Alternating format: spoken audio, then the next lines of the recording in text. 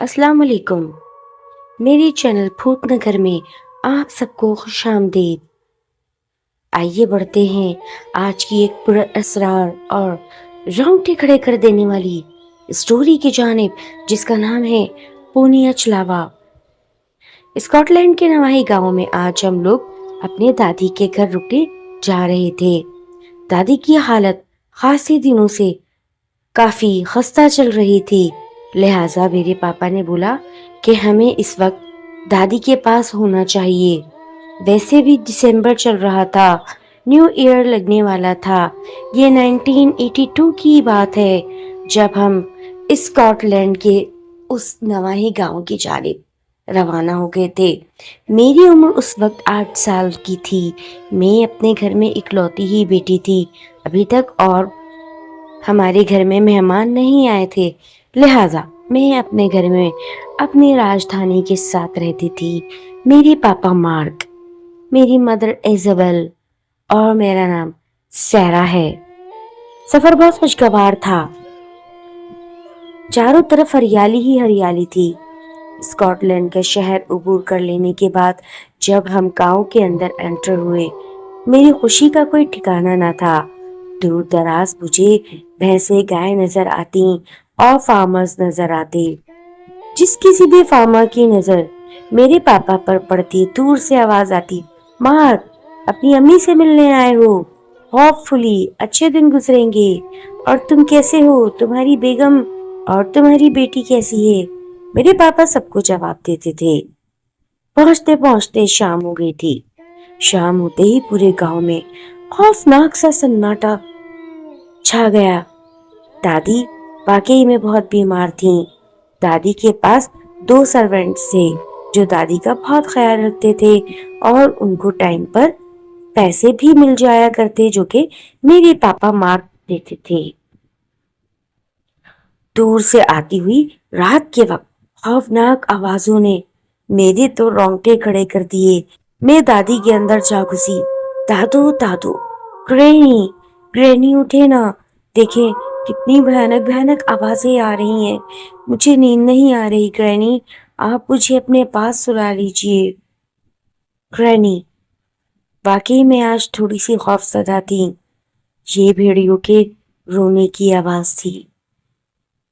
Granny ना जाने कब तक जागी थी। वो बैठी थी और मैं उनकी गोद में लेटी थी, सर रखकर उनके ही बिस्तर पर। आज मैंने अपनी ग्रैनी को काफी तंग कर दिया था, लेकिन जब सुबह हुई, नाश्ते की टेबल पर जब हम इकट्ठे हुए, तब मैंने ग्रैनी को तंग करने वाली बात बता दी और मेरे पापा मुझ पर बहुत गुस्सा होने लगे और वो बोले, आइंदा ग्रैनी को तंग ना करना। हम यहाँ ग्रैनी को तंग करने नहीं आए, उनके साथ अच्छा टाइम स्पेंड करने आए हैं। सैरा, आइंदा ऐसा ना करना। इज़ाबेल, सैरा का ख्याल रखो।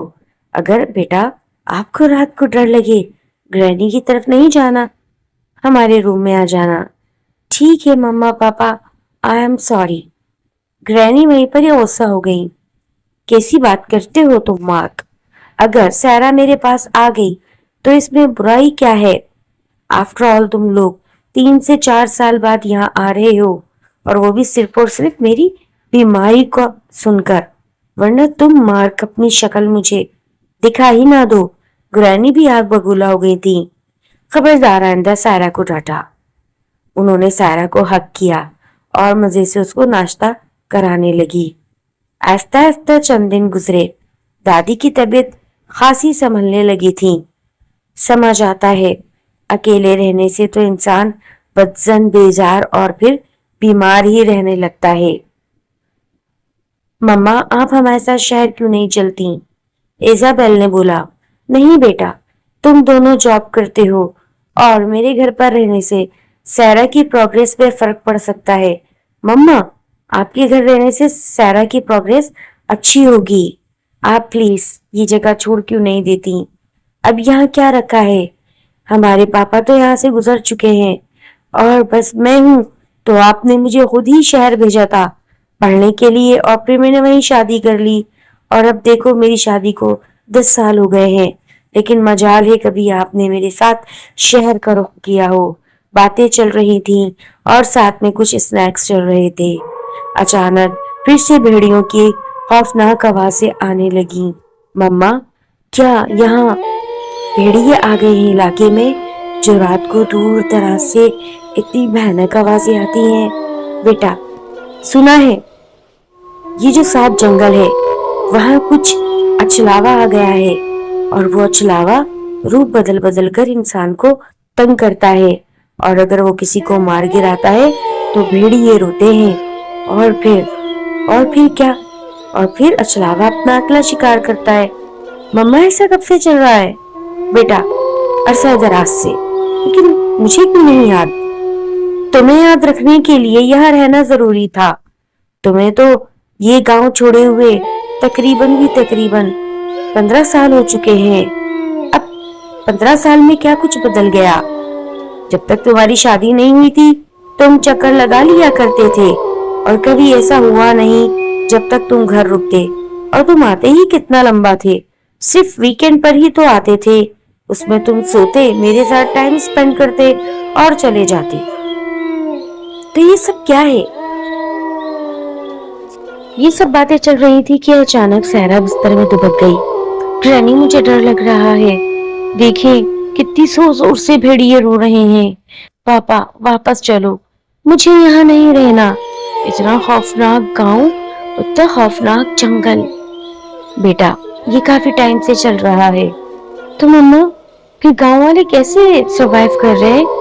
بیٹا، اس رخت پہ کوئی جاتا ہی نہیں، بھولے بھٹکے مسافر اگر رات برات وہاں نکل آئے، کوئی شہر سے آتا ہوا یا دوسرے گاؤں جاتا ہوا، اکثر اس اچلاوے کا شکار ہو جاتے ہیں۔ مما جب یہ بات ایزابیل اور مارک کو بتا رہی تھی، ایزابیل کے تو خوف کے مارے رونگٹے کھڑے ہو رہے تھے کہ ایک دم ایک بھیڑیا بہت بھیانک آواز میں رونے لگا۔ ایک عجیب سی چیخ دور سے سنائی دے رہی تھی کہ جب ایزابیل نے مارک کا ہاتھ دبایا۔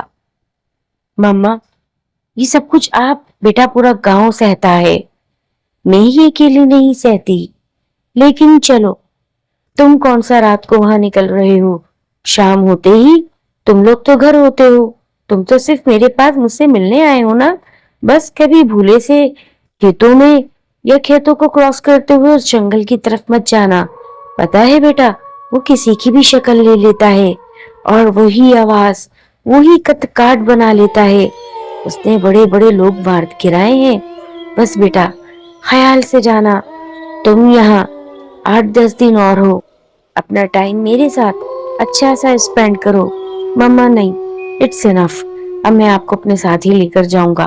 بیٹا، تمہارے بعد میں نے 15 سال اس اکیلے گھر میں ان 2 نوکروں کے ساتھ گزارے ہیں، ان کی بھی روزی مجھ سے ہی جڑی ہے، میں خوش ہوں، اور ابھی تم لوگوں کو چھوڑ کر جانے والی نہیں۔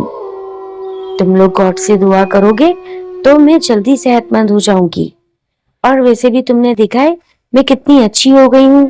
پر ماما، یہ جو آپ نے قصہ بتایا ہے یہ تو چل رہا ہے، تم لوگ احتیاط کرنا، اور ویسے بھی جب میں تم لوگوں کو یہاں سے الوداع کروں گی تو وہ رات تھوڑی نہ ہوگی، وہ تو صبح ہوگی۔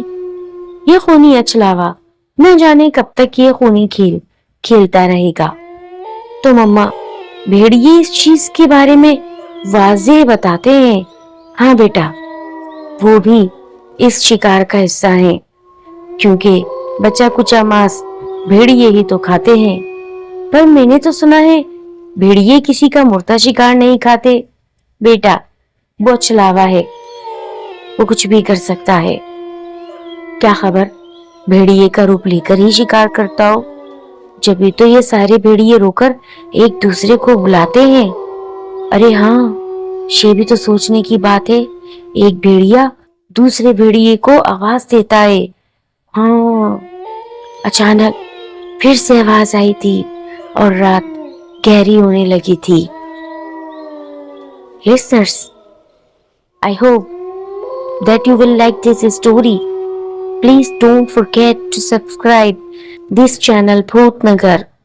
انشاءاللہ آنے والی مزید سٹوریز آپ کو اور بھی پسند آئیں گی۔ Thank you till then. اللہ حافظ.